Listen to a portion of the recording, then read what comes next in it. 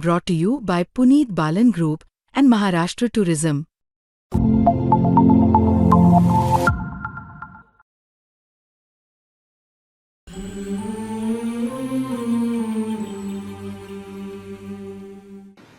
महिलांचा आपण उल्लेख केला त्याच्यामध्ये आणि ज्यावेळेस डीजीएमओचं ब्रीफिंग होतं त्या ब्रीफिंगमध्ये 2 महिला अधिकारी आपल्याला दिसत होत्या, कर्नल सोफिया कुरेशी आणि त्याचबरोबर व्योमिका सिंग, विंग कमांडर व्योमिका सिंग त्या तिकडे ब्रीफिंगसाठी होत्या. हे आतापर्यंत कधीच घडलं नव्हतं. त्याला वेगवेगळ्या पद्धतीने बघितलं जात आहे की काही मेसेज द्यायचा होता, भारताकडनं मेसेज द्यायचा होता आणि ते ऑपरेशन सिंदूर आणि ते सगळं सिंक त्याच्यामध्ये होत होतं. तुम्ही त्या गोष्टीकडे कशा पद्धतीने बघता? आतापर्यंत कधीच भारतीय सेनेकडनं देण्यात येणारं ब्रीफिंग, ज्याला एक फॉर्मॅलिटी असते एका पद्धतीची, ते मेसेजिंगसाठी अशा पद्धतीने कधी वापरलं गेलं होतं. तुम्ही कशा पद्धतीने याकडे बघता? आम्ही जेव्हा एक ऑफिसरकडे बघतो तेव्हा तो आमच्या नजरेमध्ये एक ऑफिसर आहे. तो मेल ऑफिसर आहे का फिमेल ऑफिसर आहे त्याच्यावरती आम्ही लक्ष देत नाही. आणि आमचं काही डिस्क्रिमिनेशन नाही आहे based on gender, race, religion. ते आणि असं केल्यामुळेच आम्ही इतकं एक प्रोफेशनल आर्मी आहोत.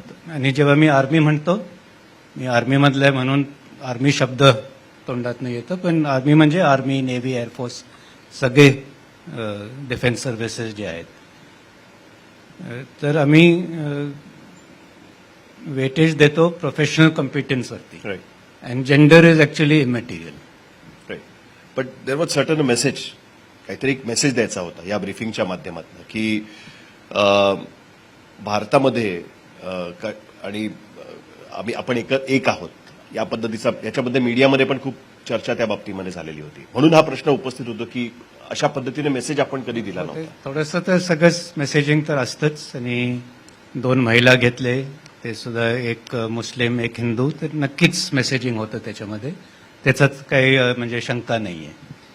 नाही, पण सर हा प्रश्न याच्यासाठी उपस्थित होतो कारण मला जेवढं आठवतंय 2016 जेव्हा आपण सर्जिकल स्ट्राईक केल्या होत्या तेव्हा डीजीएमओ यांनी येऊन मला वाटतं ब्रीफिंग केलं होतं. जे साहिल जे प्रश्न विचारला की म्हणजे I am not talking the rank, पण आपण म्हणजे पहिल्यांदा असं एक परंपरा असावी की डीजीएमओच ब्रीफिंग करतील, नंतर आपण मग डीजीएमओला ब्रीफिंगला आणलं. पण सुरुवातीला आपण 2 ऑफिसर्स आणि फॉरेन सेक्रेटरीनी ब्रीफिंग केली. तर त्याच्यात मेसेजिंग तर होती कारण एक प्रोटोकॉल जो होता की डीजीएमओच ब्रीफिंग करतात तो आपण तोडला कुठे ना कुठे.